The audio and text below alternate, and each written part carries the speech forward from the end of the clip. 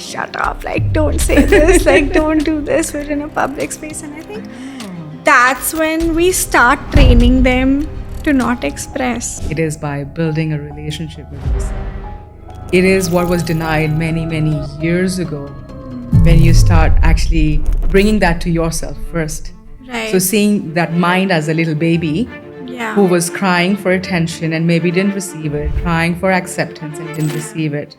Maybe the first point is that, can I start acknowledging that little child who was unheard, unaccepted?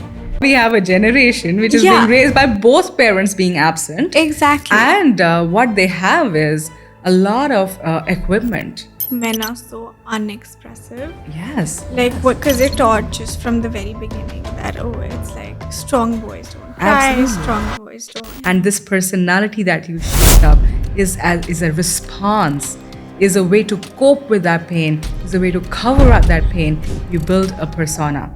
Yeah. Like a mask. And I think because trauma is such a heavy word, people don't want to accept.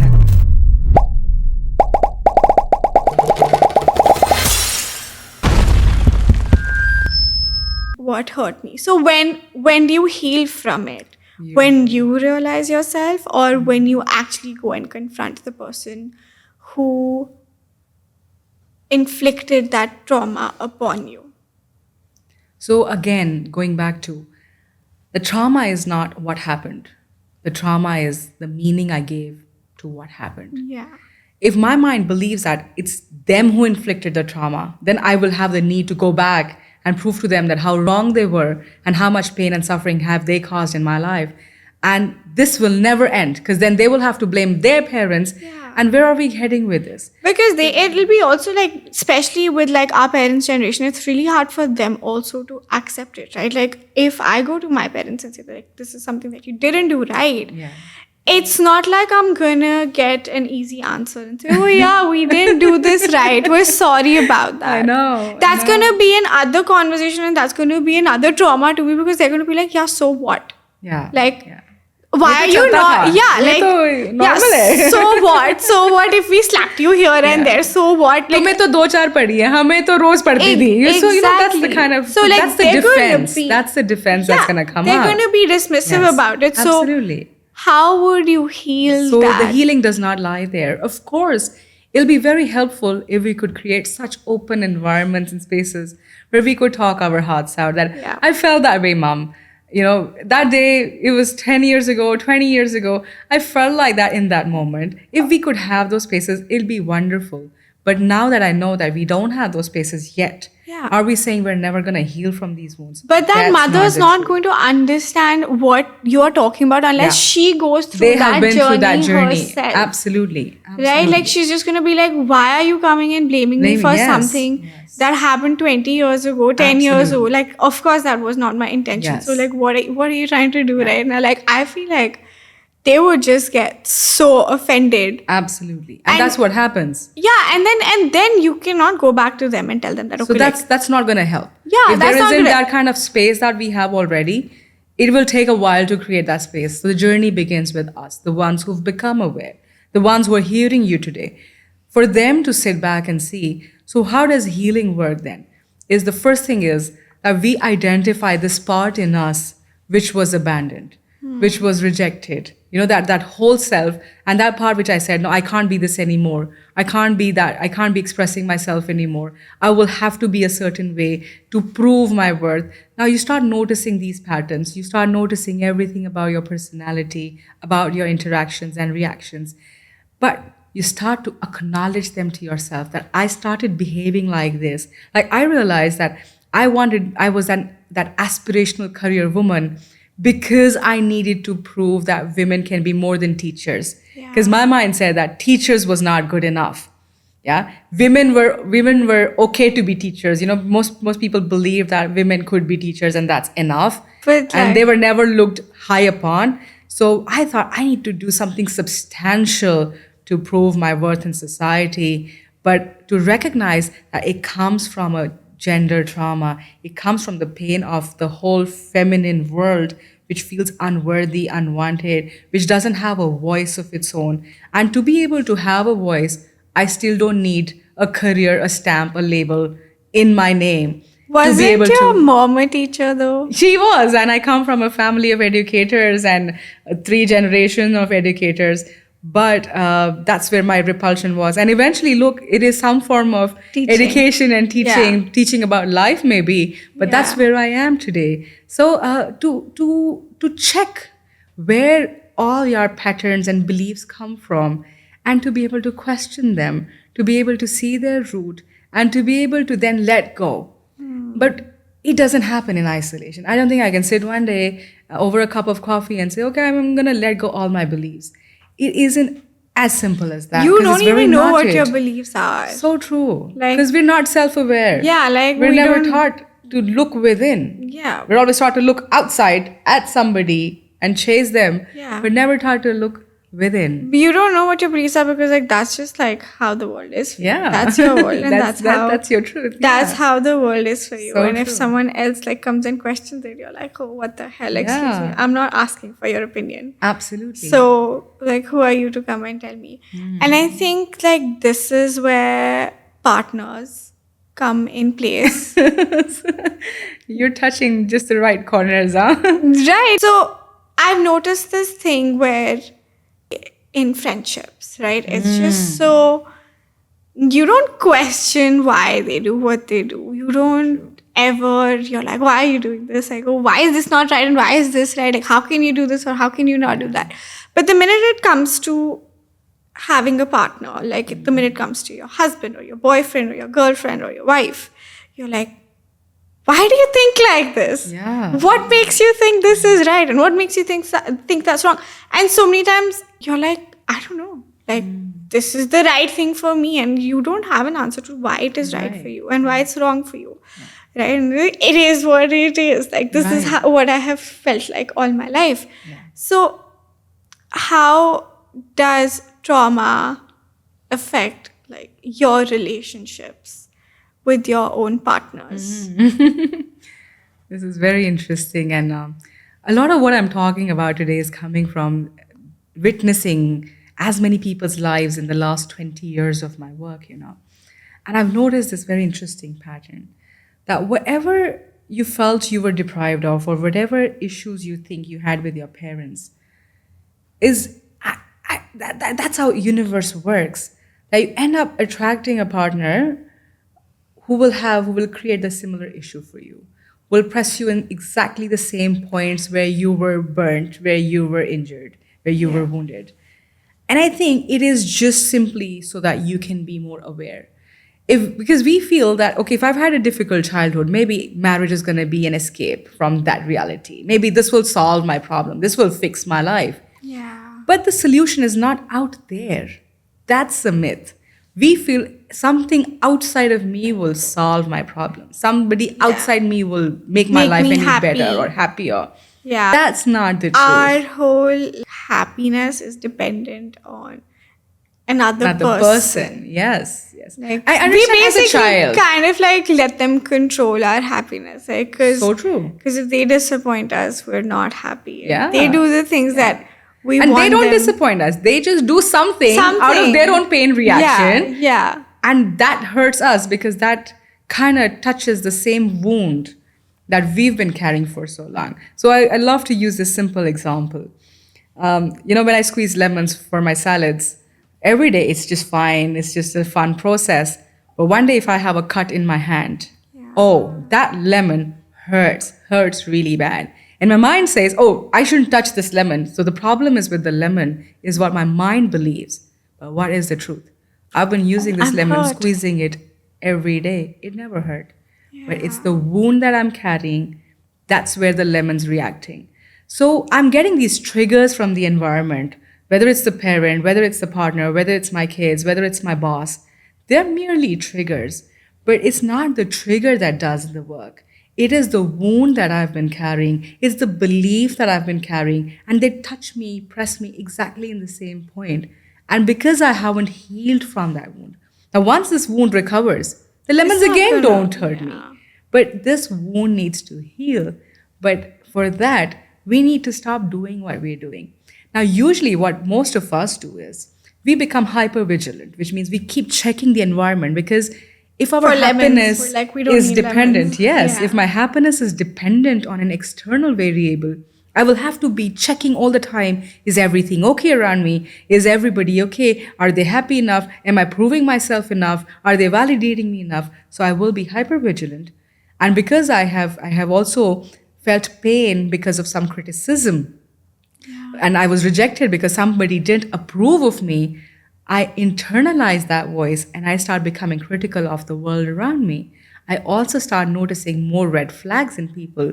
I start to see more of what's missing in them than what is right in them. So I will become hypercritical. Now, if you're a hypervigilant and a hypercritical person, you're always going to be anxious. You're always going to be trying to control your whole environment. You're Someone gonna be can always hurt you. over-controlling. Absolutely. And there's somebody will Is be doing gonna hurt something you, that yeah. you don't like. That doesn't fit into your calm process, like the way you can feel calm about it. Somebody will keep pressing your buttons here and there, and all we see is reactions. But if only I was aware that this reaction has very little to do with the trigger, but much more to do with what is stored within me. And I need to unearth it. I need to let it out.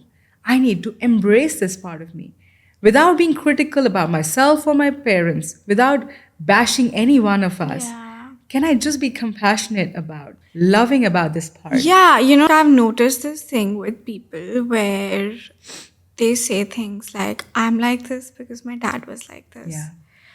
Like, I saw my dad doing these things, so I'm like this. Like, I'm an angry person because my dad was an angry person. Yeah. I'm like, yeah, so when you know, like, isn't it even worse that you're an angry person and you're not doing anything about it? Right. You can't just blame someone and be like, oh, like, this is a problem Yeah. and I'm recognizing it, Yes. but I'm not going to do anything about it because I get it from. So, like, I can't change because I've been like this my whole life. Like, where do you think that comes from? And do you think these kind of people can? Of course, they can change if they're willing to. Right. But when are they willing to change? So is that a choice? No. Like I said, there are no choices we're making. It's all the program. Unless we change the program, unless we intervene at that level of the subconscious, it is hard. So what they're saying is, you did ask that question earlier as well, that, knowing that I have a trauma, I've had something that hurt me at some point in time in my life, will that be enough to get out of it, to heal it? And the answer is not really. I don't think knowing it is going to be enough. I may be aware, and I can still continue to blame an external event, episode, person for becoming who I have become. Whereas the truth is, yes, the child, a young child, does need a lot of love and nurturance from the environment. We can't doubt that. A young child is dependent on the external variables and the environment around them, largely. Because, like for nourishment, like for attention and love, unless there is a safe, secure environment at home, unless there is a lot of happy, joyful moments at home, the child doesn't feel secure enough. So they are dependent when they're very young. But that's not true for the adult world.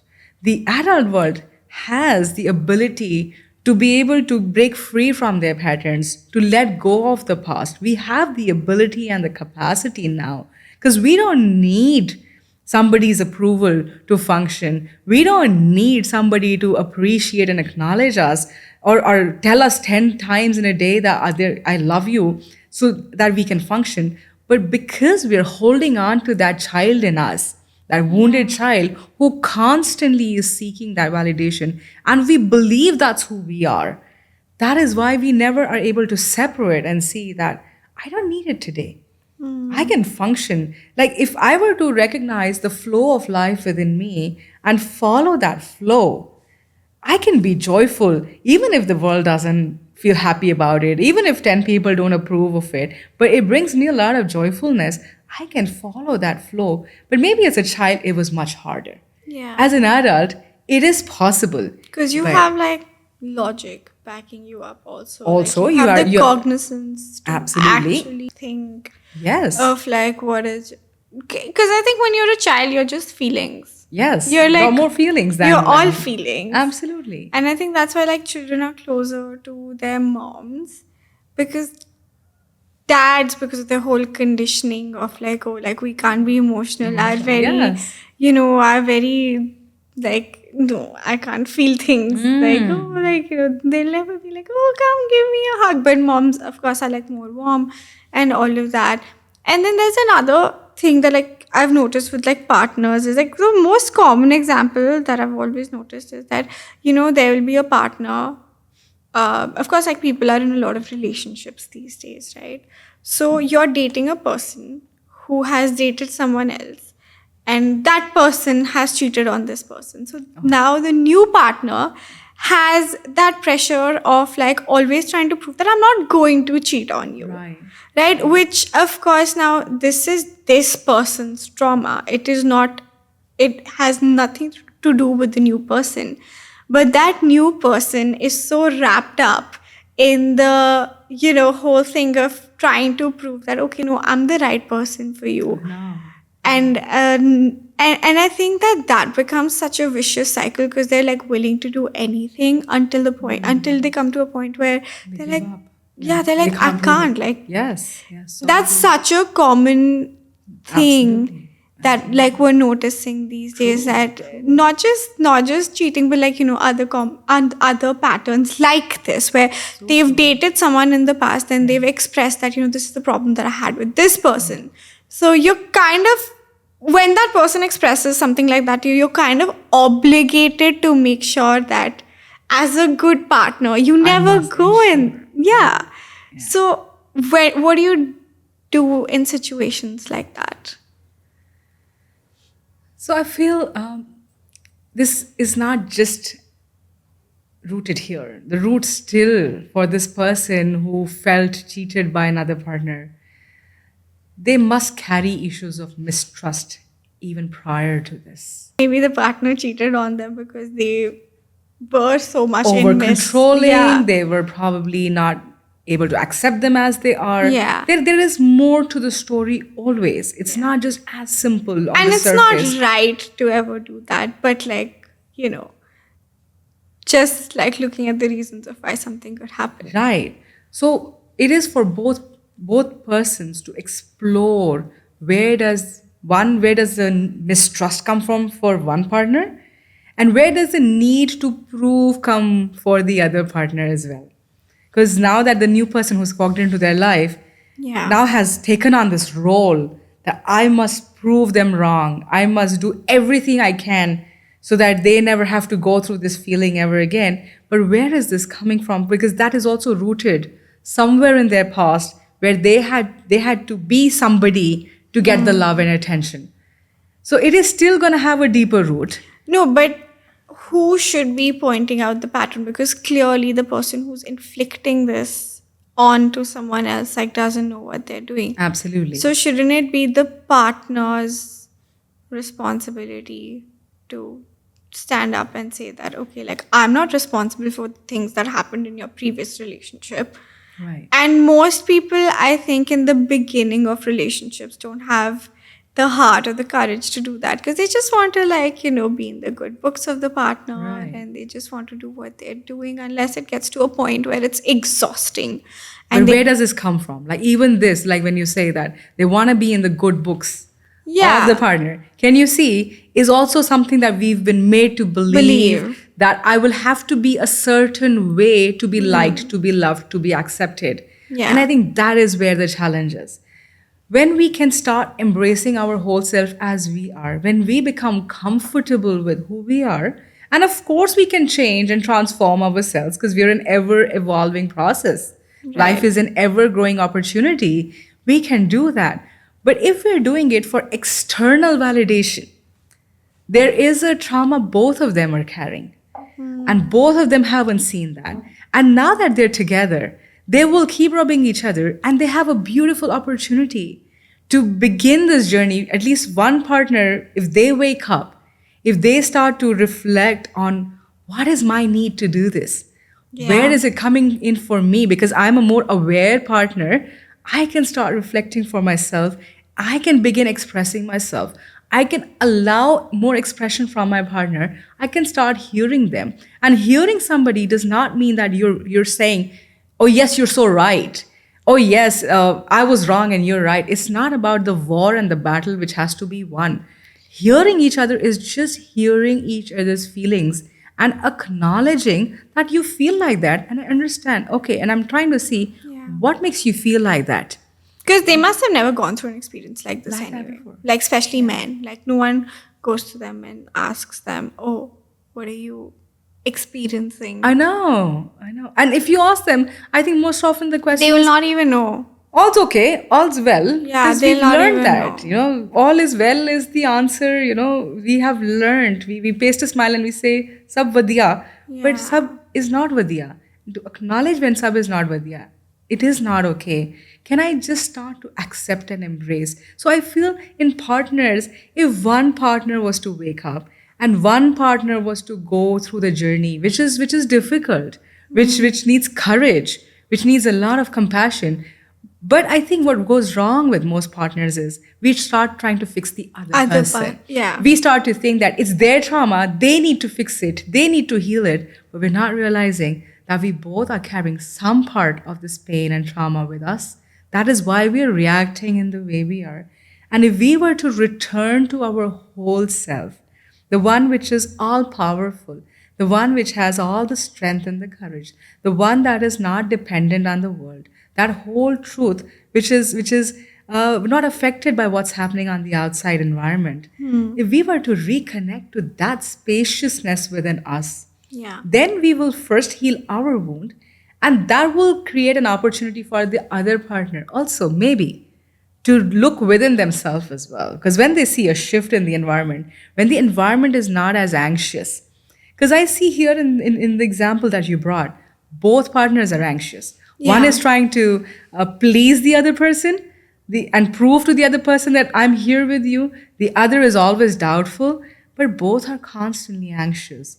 And anxious environments create more anxiety, more stress, more reactiveness. Yeah, they can never be happy in that. They can never be happy, absolutely. Because at some point, the person who was asking the person to do things, like their list of things is never going to end now, because now that partner is conforming to whatever they're telling them to do, but it's really exhausting for the other person who's actually listening. Absolutely. And whereas we need to question, why am I doing this in the first place?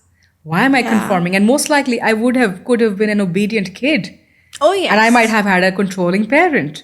And I had to be obedient, and that's how I learned to survive. That it is through obedience you get love and affection and attention and validation. So I'm repeating the same pattern with my partner. Oh yeah. Yeah, that's like a good way to see it, that, like when you don't stand up for yourself as a child, you're likely to not stand up in front of your partners also. And like now that you're saying this, like I think earlier back in the day, because girls were told that, you're not, be quiet, you're not supposed to do this and you're not supposed to do that, and you're supposed to sit a certain way, you're supposed to act a certain way. I think then, like, because they followed everything that their parents told them to do, they also did that when their partners asked them to do it, because they were just conditioned to do things like this. But then things are very different with this generation, because those mothers have raised this generation of girls and now told we have them, a rebellion. Exactly. We have the rebel kids that are saying, like, we will not accommodate another person. Exactly. We will rebel at the slightest of an issue. Exactly. We will not take even a slightest of something that doesn't comfort me. Correct. Nothing is tolerable. Nothing is acceptable because somebody took a lot. And now we will react at every single thing. So we become hypersensitive, I think. Yeah. We become so critical of whatever's happening. We are vigilant, hyper vigilant that, if this is coming in, it must be about controlling me. Correct. I cannot let this go as easy. I need to raise my voice at slightest of things. And I'm not saying not voice it, but not react.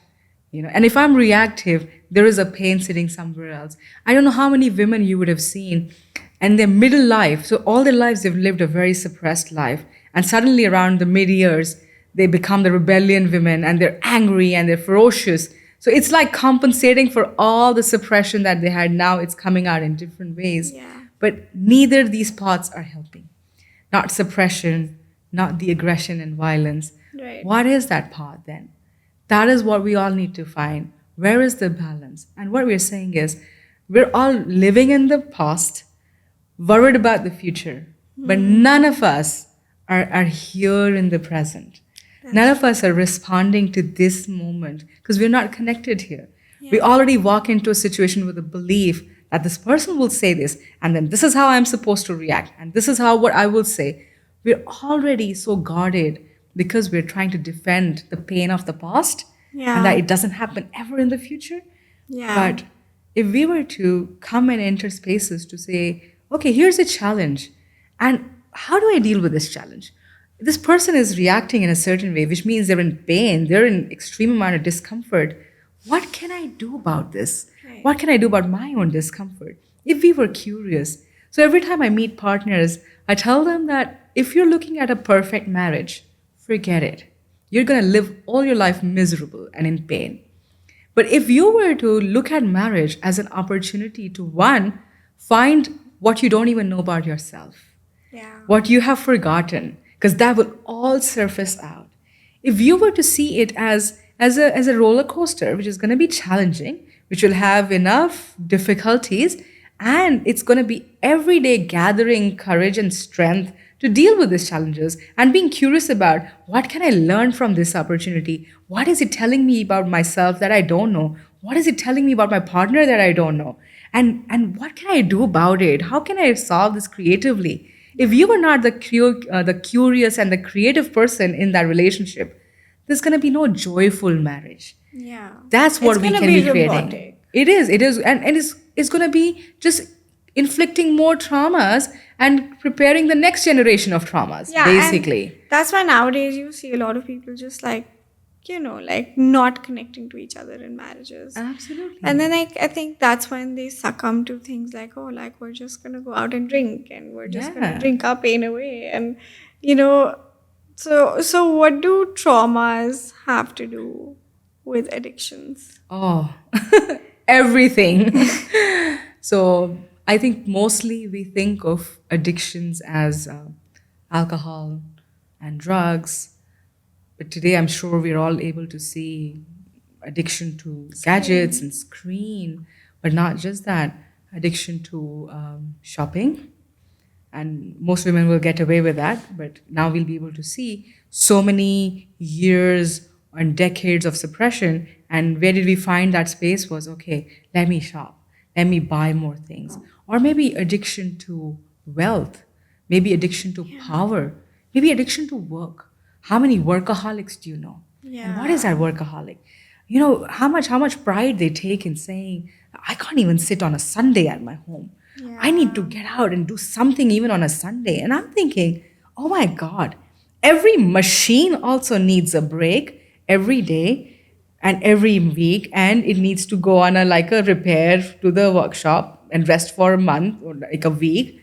But here's a machine, if you think that's who you are, that doesn't even take a break on a Sunday. That means you have no family life, you have no personal life because you're addicted. And all addictions are a response, is a coping way to deal with your pain because you didn't know what to do with the pain. So you thought, let me distract myself and so that I don't have to think about it. And in that moment, you're not consciously thinking. You're not conscious. You're not aware. Yeah, you're not consciously thinking of let me distract myself. Yes. In that moment, you're just like, okay, let me just get my mind off of this. Absolutely. Thing. And most of the times, I feel like it's accepted. Most of the times, that's the advice that you're given. Yes. Distract yourself with something nice. Distract yourself. Listen to music, watch some movies. Yeah, not realizing that is not the way to deal with stuff.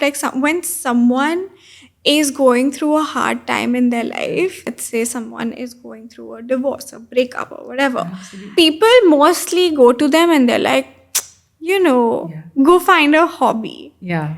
Go work even more. Yeah. Go to the gym. Yeah. And, Is that the right thing to do? So I understand some of these things are a quick pain relief. And the person does need a pain relief. Yes. For that moment. Yeah. But if I'm going to be dependent. Like SOS. Yes. But if I'm going to get dependent on this SOS for the rest of my life, I'm going to stay wounded in the first place. My wound hasn't healed. And now I have another dependency. And then this is not going to be enough. Now, from one dependence to another dependence, because like we always hear, if it began with one cigarette, it never ends at one cigarette.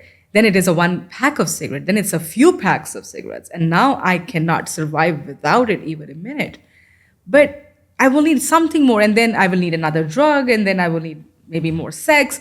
I will need to keep adding more and more and more because the pain is not getting subsided with just as much. Yeah. I get used to it. You get immune to it. Yeah. So I will need to keep adding. So I understand the place of a quick relief as well in the beginning, yes, when I'm dealing with so much. But what really helps to heal is one, your relationship with yourself, but also I feel what you need is a community because we heal in communities. And I think that's where our previous generations had some advantage. Yeah. There was a big community they were parts of. If there wasn't the mom and the dad, there was an uncle or an aunt, there was a cousin, there was a neighbor, there was somebody, some Master G in the school. But there were people around and we were living in communes.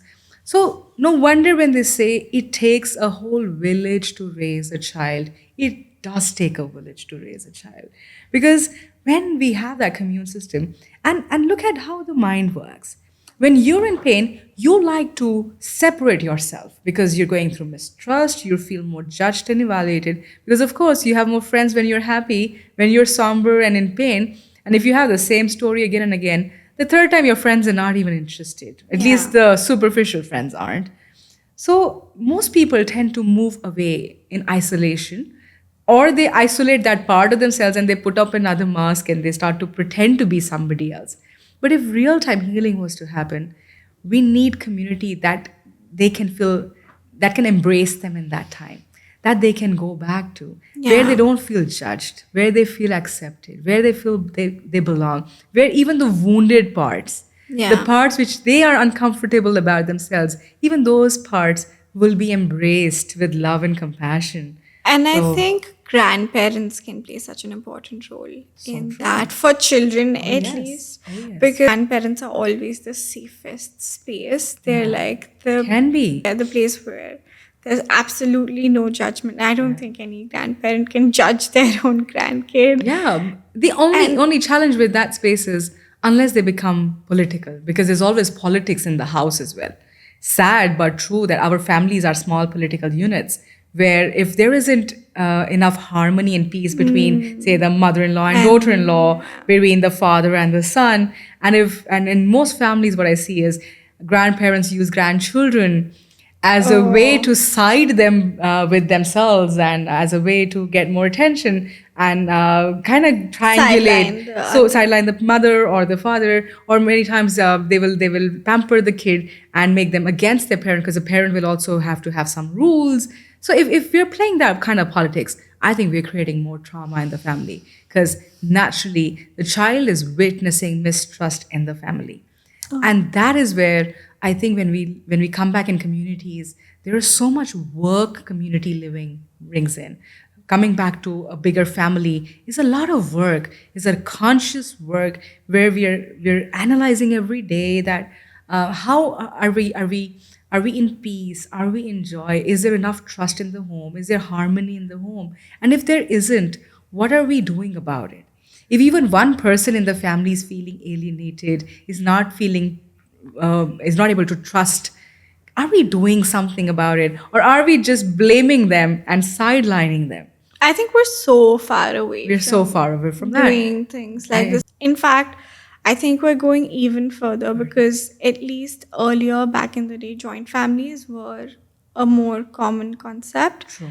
Now, everyone has started moving out of their houses and they're trying to build a nuclear family.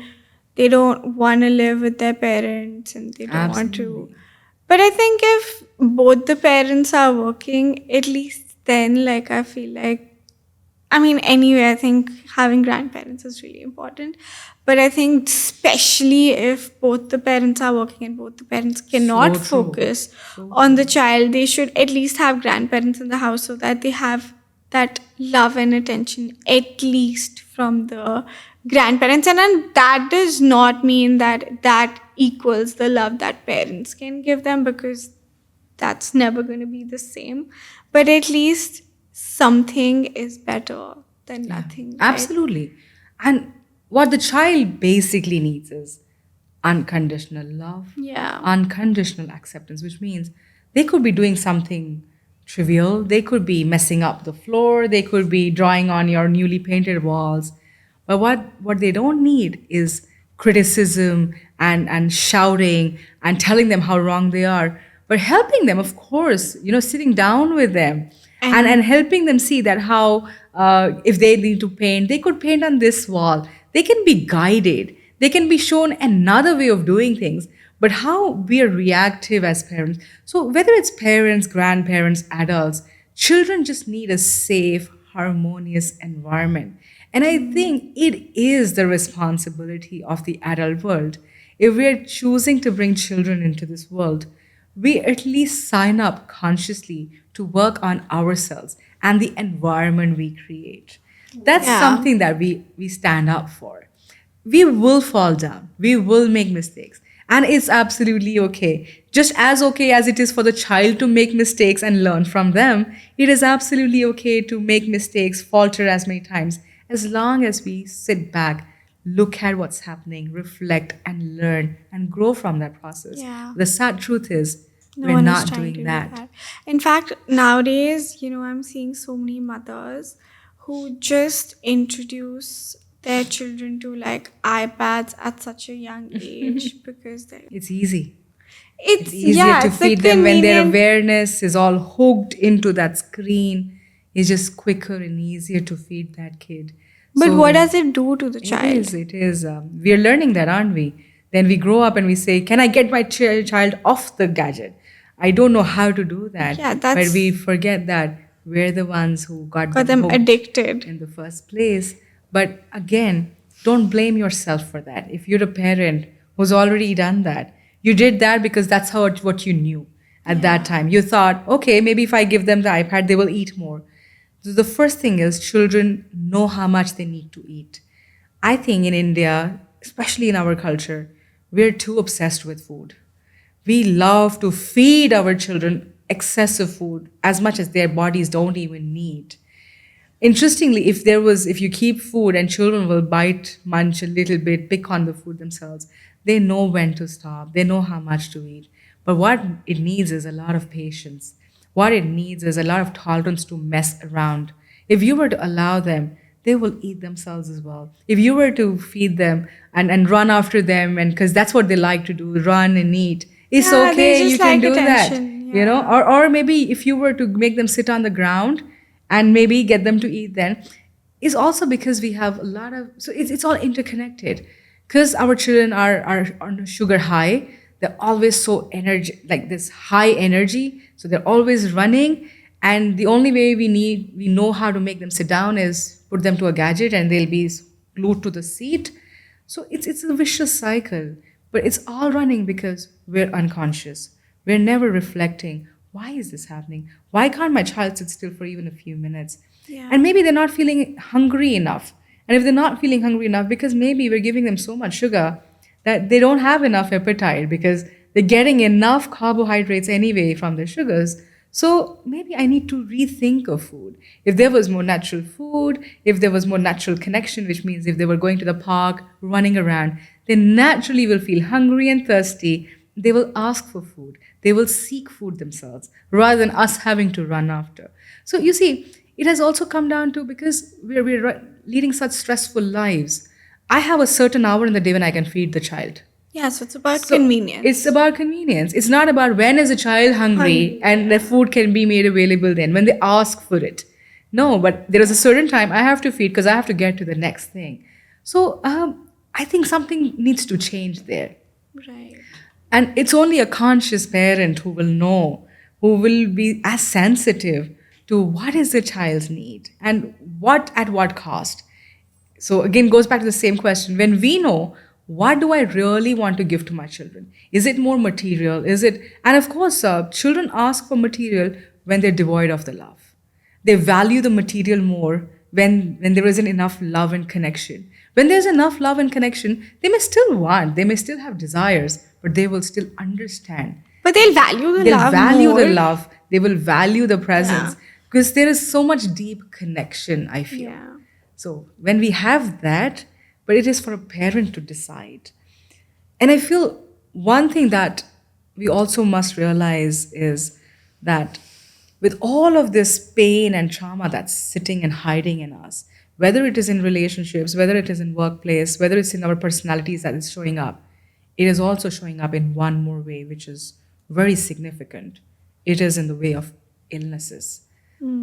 All that we are seeing, whether it's young children falling sick and illnesses coming at a much younger age, whether we're looking at much more episodes of cancers, autoimmunes, and these new age illnesses which were never heard of, illness has everything to do with trauma. Whether it is ADHD, whether it is autism in young children that we are seeing so much prevalence of, or we are seeing all of these physical health issues and coming at a much younger age today, has everything rooted in the trauma, in the pain. And the way to heal even physical illnesses then is through understanding the traumas, understanding the wounds, and allowing ourselves to heal. So a lot of times people say that your body also does show signs of trauma, right? Are there any signs that you can see when you're going through trauma? Absolutely. Your body knows the truth. Like we might think that we've forgotten, we don't remember something that happened, but our body knows the truth. The body is always reacting to it. So if you have any kind of pain, if you have any illness, there is a trapped emotion there. There is a pain body sitting over there. There is a wound that has not healed and that has now manifested because it will need an expression, like we said. If it wasn't expressed in the way it could have been, it will express itself in some other way. So it is all trapped in our body, in our muscles, in the cellular level. So every cell in the body, different areas could be carrying different emotions, different pains, different organs can be carrying. So many times we also have been able to see research which talks about different organs carrying different emotions and pain bodies. So it is trapped in the body at the cellular level, and we cannot escape that. The body knows it, the body is reacting to it, and we cannot escape from that truth. So all illnesses, I feel, there are so the trapped emotion, the pain, the trauma is the seed, is what was sowed at that time, and it's trapped. And when the seed gets the right conditions, which is toxic conditions, toxic environmental conditions, and that toxicity could be coming from the food we're eating, from the environmental pollutants that we have, from inappropriate lifestyles, when that seed gets these kind of unhelpful conditions, is when it manifests into illnesses. So whether it's a cardiac issue, whether it's a liver problem, a kidney problem, PCOS, hormonal issues, cancers, autoimmunes, all of their root is in the trauma, is in the emotion. And their healing journey, of course, the Western medicine system will talk about a suppressing journey through medication, through surgeries. You suppress that process again, still deeper. But the healing journey is actually about healing the wounds. And that's what we do in holistic healing processes, that we address physical symptoms by addressing the emotional wounds and pains. And as we heal them, we're able to see a complete shift that cancers are going, autoimmune is healing, your kidney is reversing. So all organs are able to recover themselves when we are able to release these pains and these wounds as well. Are there any particular organs that you can target, saying that, okay, like this trauma is related to, let's say, kidneys, and this sort of trauma is related to heart diseases? Absolutely. So there is a lot of study and research that has been done into finding what are the patterns. Yeah. And like very commonly, anger is known to be stored in the liver. So if you have liver issues, there are more chances that you have anger which is stored in the liver. And by releasing that pain, your liver will begin to heal. Sadness is more stored in the heart. So if you have heart issues, if you have blockages, that means that there's been blockage of love and there's been a lot of sadness and hurt that you're carrying. And that is where it is trapped. But ultimately, we're healing the whole. We're not going to follow the same system of one part damage and we heal the system. Yeah. We heal the symptom. We want to address the whole because the journey of healing is returning to the whole self, which is the unwounded. That's interesting. And what if, so you're saying that if someone has cancer, they can totally reverse it by just going to therapy? So I'm not saying just therapy. I'm saying there is a holistic way. Like I said, there is a seed and then there are right conditions. And when those conditions are inappropriate, there is illness, there is mental health or physical health issues. So the healing process also involves both. You address the environmental conditions, the external and the internal conditions, and you address the trauma. But today, what we're witnessing is that a lot of people think, okay, I may sign up for some counseling process and that will heal me. Yeah. As long as I was in the practice, I felt that we were not able to heal people. We were giving them some aid.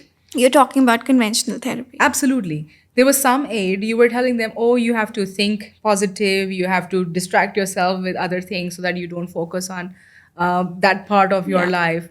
But today, as there is more holistic work happening where there's meditation and mindfulness and coming back to nature. And a clean diet. And your diet and healing your traumas and wounds in a safe space. So I think it is more about creating a safe space where a person can express themselves freely, they can feel acknowledged, and then they can start processing these wounds, is what all of us need. So a whole lifestyle shift. It is a lifestyle shift. It is a way of living shift, and it is not distracting yourself or temporarily just resolving and fixing a symptom, because that's what traditional therapy does.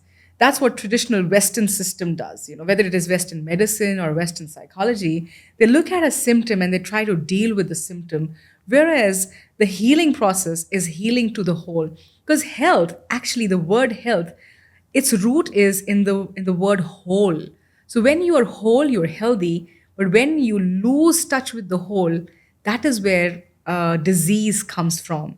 So the healing process is returning to the whole. And we're not dealing with symptoms. It's not a quick fix. That's not what we're interested in.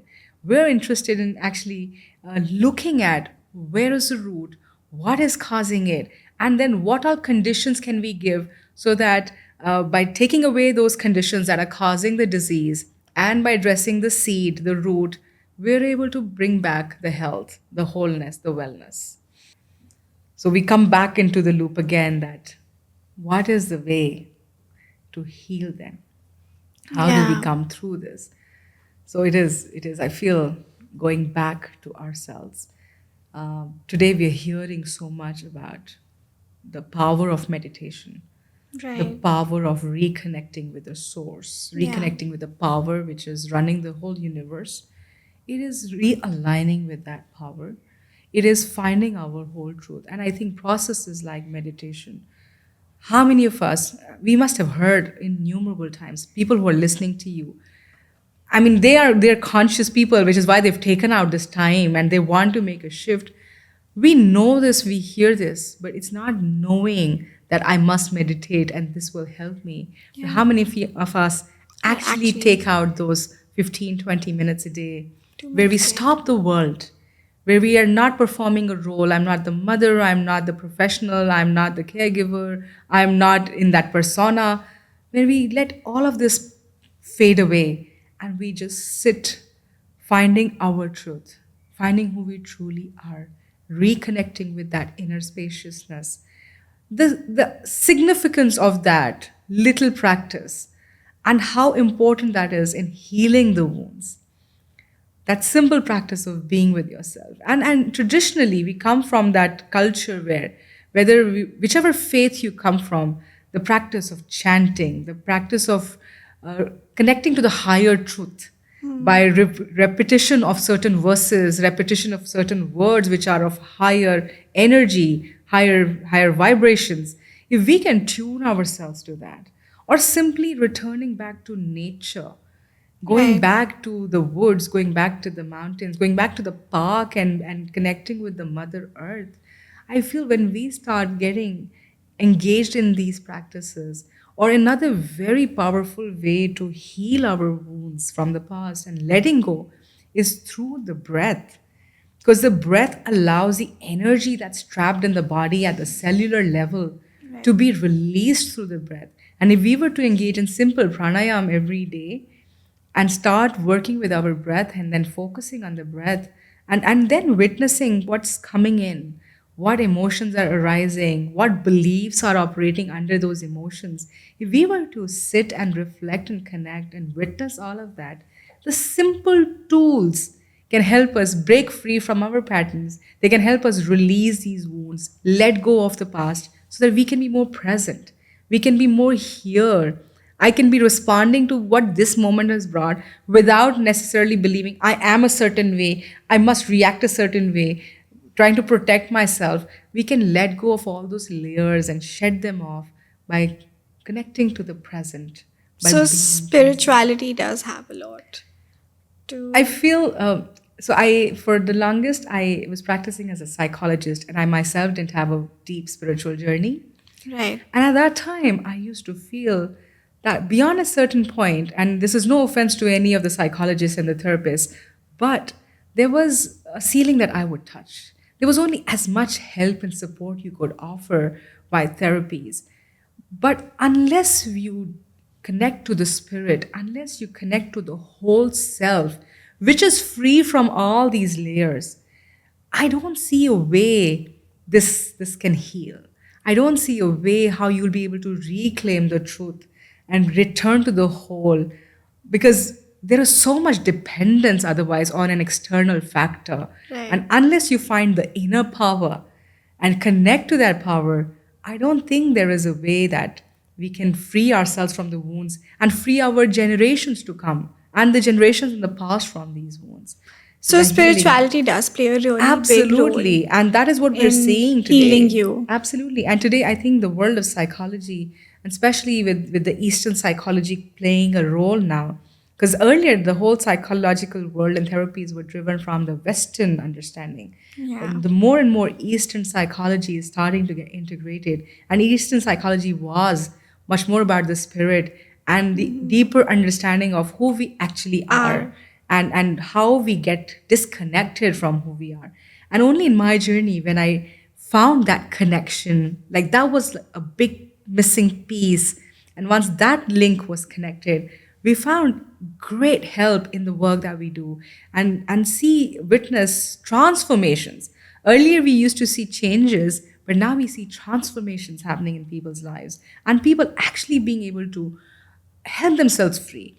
But it is a journey. It is not something that, it's not a destination you reach one day. It is a process, like an onion, layer after layer, you'll see the unknown in you and you will let go of that. But it is the practices of the spiritual world, the practices to reconnect to the essence that actually come in the process of healing these wounds and giving you the strength you need. Like I said, whether it's in relationships, you will need the strength to come and be curious and compassionate with your partner. Because in that moment when they're hitting your buttons, you're not able to let go very easily unless you have a practice that can bring you back to your calmness, that can help you anchor yourself, ground yourself. And then you're able to navigate your inner world and then also offer that support and healing to your partner, to your children, to your family, to society. So... Perfect.